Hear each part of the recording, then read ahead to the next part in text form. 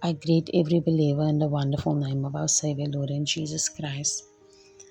I'm making this video because I believe the Lord wants me to share what He has done in my life, the experiences I've had with Him, and the encounters. I will touch on a couple of subjects and I'll also share something that had taken place a week ago. The Lord has become very silent in my life, and I believe it's because of my disobedience. And He showed me it's because of my disobedience. A week ago, me and my husband was invited over to a family member's house to have a good time together. And while we were there, we had some drinks, and I was on my third glass by then. I then said that, I have my baby with me and my three other kids, and, I like to be alert and vigilant, and especially when there's kids around. So I was like done, and the others, they were carrying on drinking, and I was okay with that. That's what, if they feel that's what they want to do, they can do that. And someone had come out with like a little sweet, and it was like this a cannabis sweet, and it had like, according to this person, it was very light and minimal, milligrams in it and all of that. With that being said, I ate the sweet, and it wasn't long after I had eaten the sweet, the girl said to me that no, it was 250 milligrams of like, in there. But once this sweet kicked in, I began feeling so sick.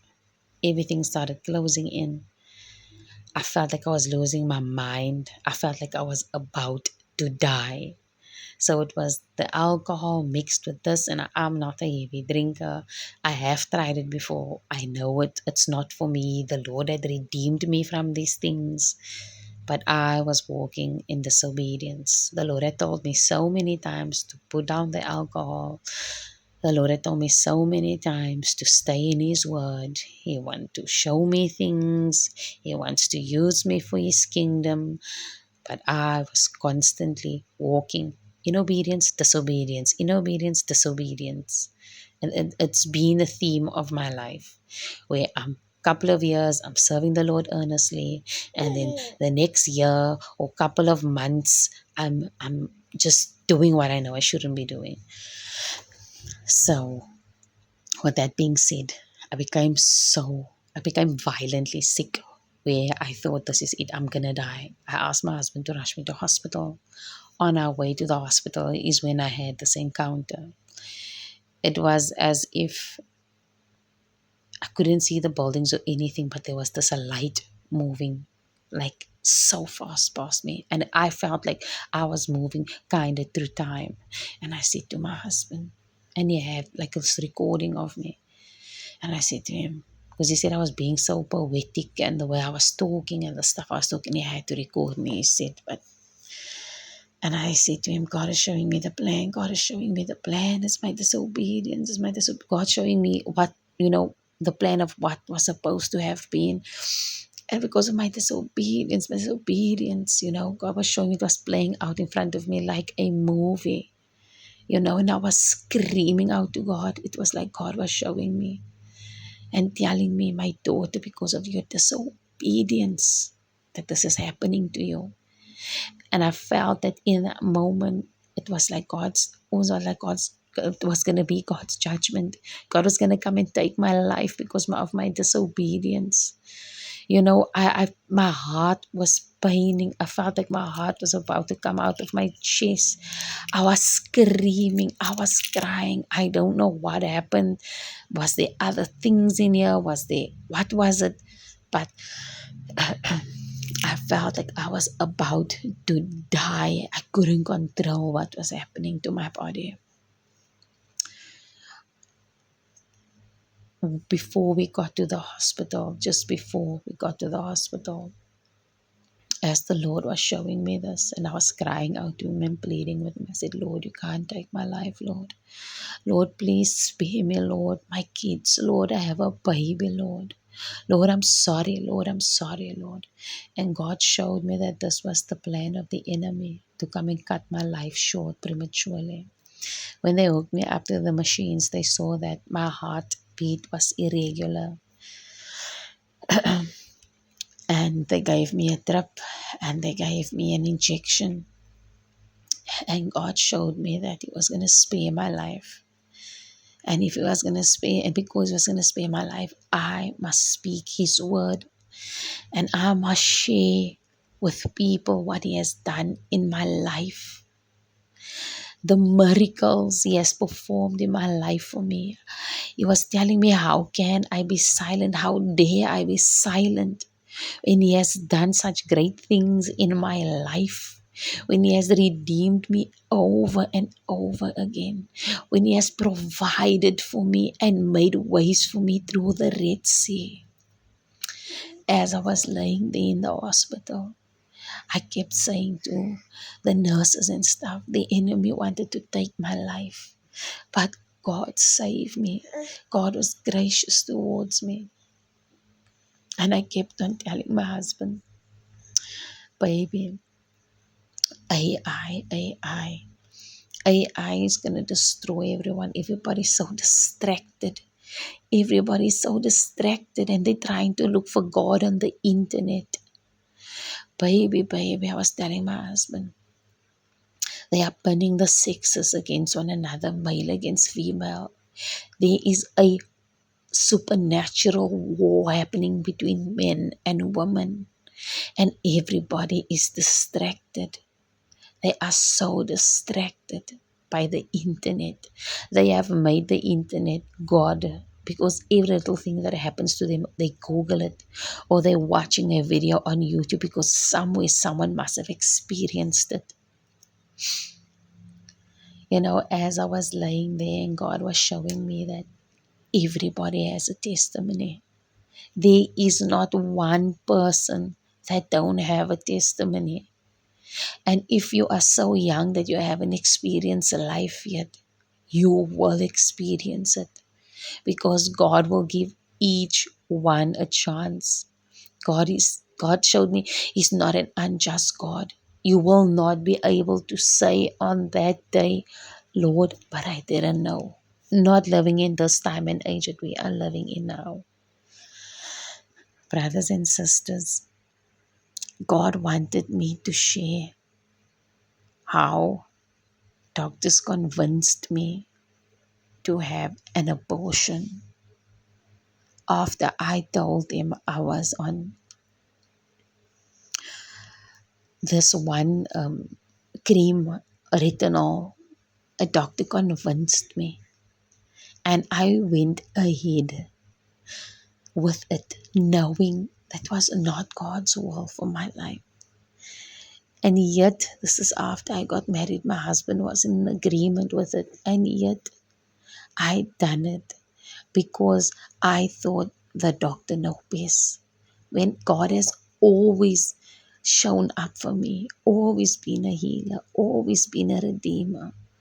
My fear of what happened with my first child was projected onto this unborn life because my first daughter was born special needs.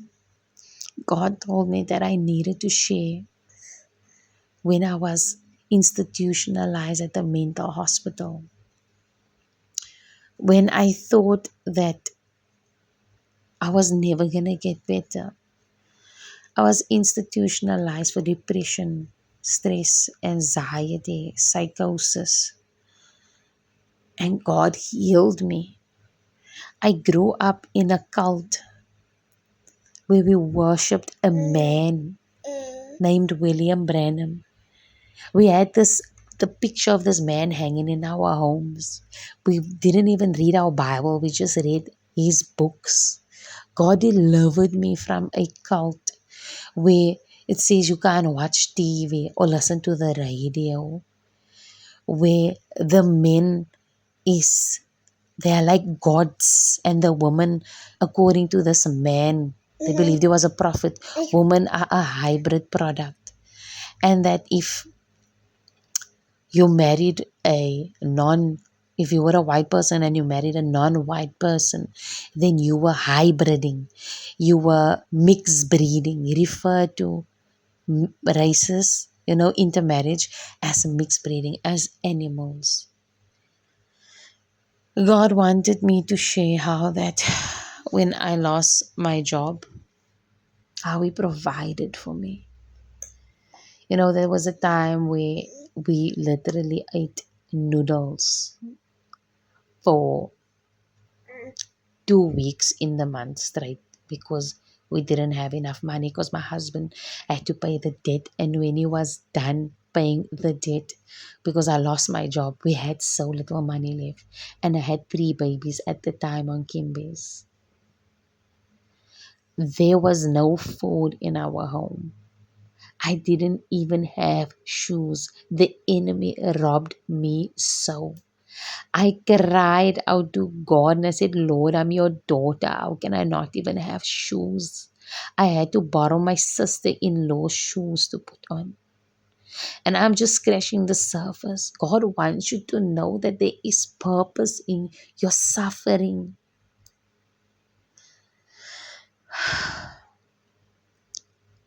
I'm going to make more videos sharing my testimonies, my encounters with God and what He has done. I will try my best to do what God has showed me to do. In this trance-like vision, whatever it was, what God was showing me was that I was standing in front of this mic and I was sharing with people what God had done in my life. And I was telling people not to be discouraged. I was telling mothers that are single, or mothers or families that have special needs children, that's going to be okay. Look, I don't know how I'm doing it. I have a special needs daughter. She is out of control.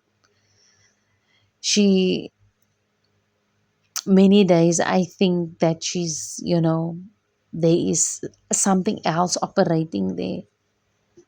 But God keeps showing me how much He loves me. Every day when I fail Him, every day when I don't do His will, as Apostle Paul says, I do the things I don't want to do. And I don't do the things I should do. And God keeps on showing me how to show grace towards her. When she's breaking things, when she's bullying her younger siblings, when she's spitting at us, when she's having her meltdowns, God shows me, what about you? It's not easy. But God has taught me unconditional love through this. God has shown me when I had nothing and no one else to depend upon, His hand of mercy and of grace. God took me from living in my husband's childhood bedroom as a family of 5 to giving me a home. God has done great things in my life. And I don't want to be silent anymore.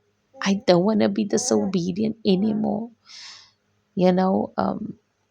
Travis Green says on We Can Talk, on that podcast, it's a very blessed podcast. He says that there are certain windows, and many times as a believer you can miss that window. There are open doors, but nobody speak about those window periods. I come back to the fact that Moses and the children of Israel were given the promise by God Himself to enter into the promised land. But because of their disobedience, they murmured, they complained. They did all these things God told them not to do. And they didn't receive the promise, even after God gave them the promise. And all I can say to you, believers, is that we all have a testimony. Okay, baby. Okay, lovey. We all have a testimony. And God wants us to share what He has done in our lives. God doesn't want us to be quiet. God doesn't want us to be silent anymore. The enemy has so many voices speaking on his behalf. We need to speak up. Speak about the one true God, Yeshua, Jesus Christ. We need to lift His name on high. We need to carry out the Great Commission. I'm no preacher. I'm not a minister. I'm not a pastor. I'm a daughter that has been walking in disobedience, and I want to be obedient. Guys, as Pastor Vlad say, a sipping saint is a slipping saint. We cannot compromise anymore. I had this dream of God, and I know when people say I had a dream of God, it's like they see a figure, and I've seen that before, you know. But with that being said, I've been graced, by God to have many dreams of Him.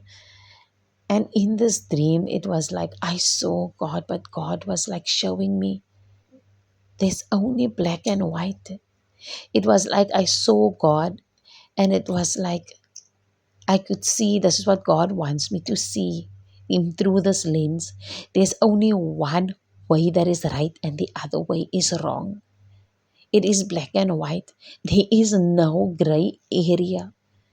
And as I looked at God, it was like I could see God in this like lens of like His character, where it looked black and white, like I don't know how to express it, but it was like God's judgment, or I won't, if maybe it's not character, I don't know, is it like, should I say God's judgment, or the way God will judge us one day? But it was coming down to that it's black and white.